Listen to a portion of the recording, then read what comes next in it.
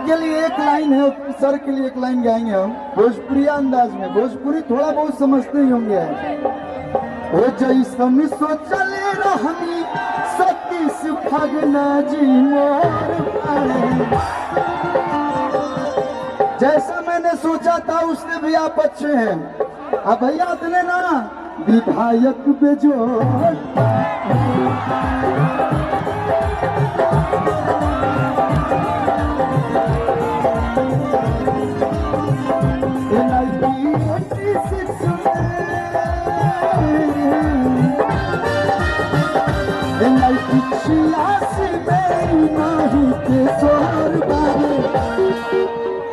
देखिए जितना mobile camera on हुआ है उस सब लोग से निवेदन बा कि एक बार अपन मोबाइल के फ्लैश लाइट ऑन कर लो।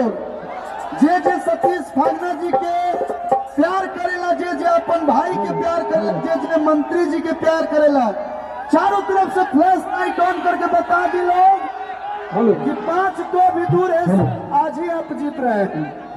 ओ पूरा नाइट 86 में नहीं के सोरे विधायक बेजोड़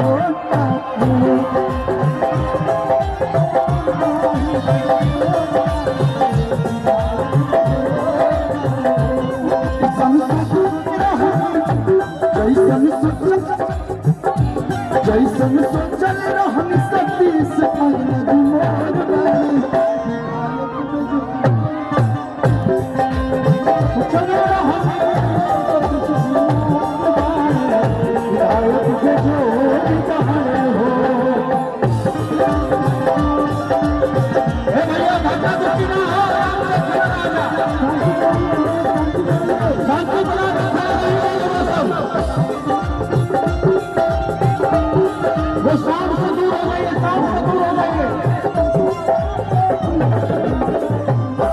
भगना मोर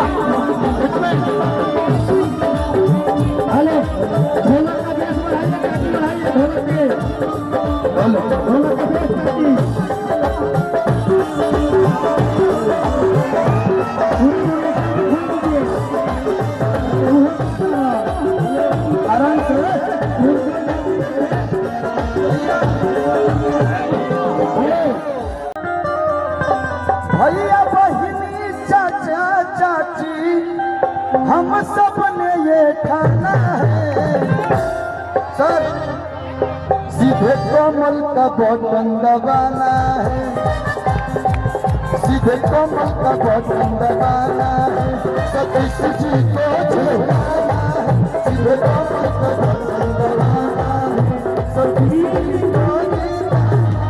सुना भैया हो, सुना बहिनी हो, सुना भैया हो, हाथ जोड़ ले बड़ी भैया हो।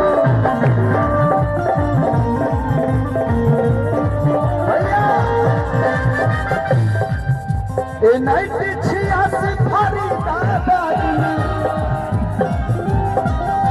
ए नाइट 86 फरीदाबाद में हम सब ने ये गाना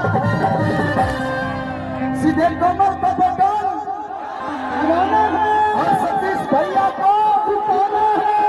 वो सीधे कमल का बटन दबाना, सीधे कमल का बटन दबाना है, सतीश भैया को जिताना।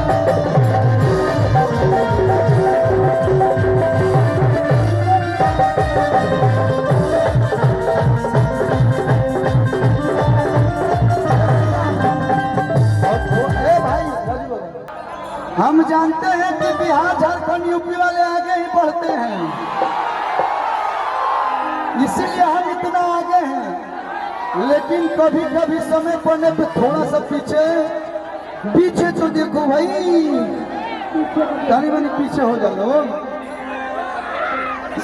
है, धक्का धुकी ना है। अरे आज देखो गरीब मन के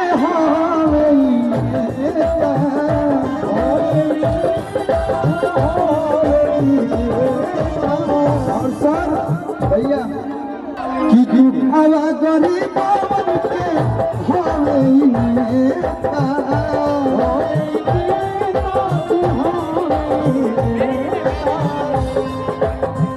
सब भैया चाचा आशीर्वाद देता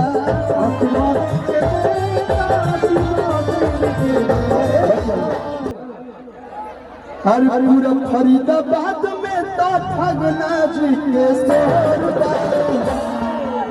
पूरा फरीदाबाद में तो सतीश भैया के शोर बा। विधायक बेजोर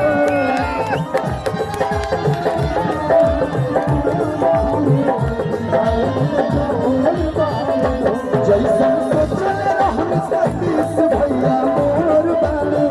सांसद जोड़ बने हो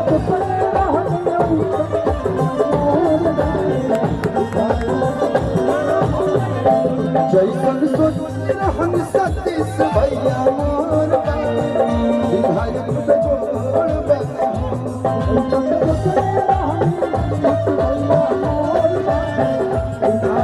भैया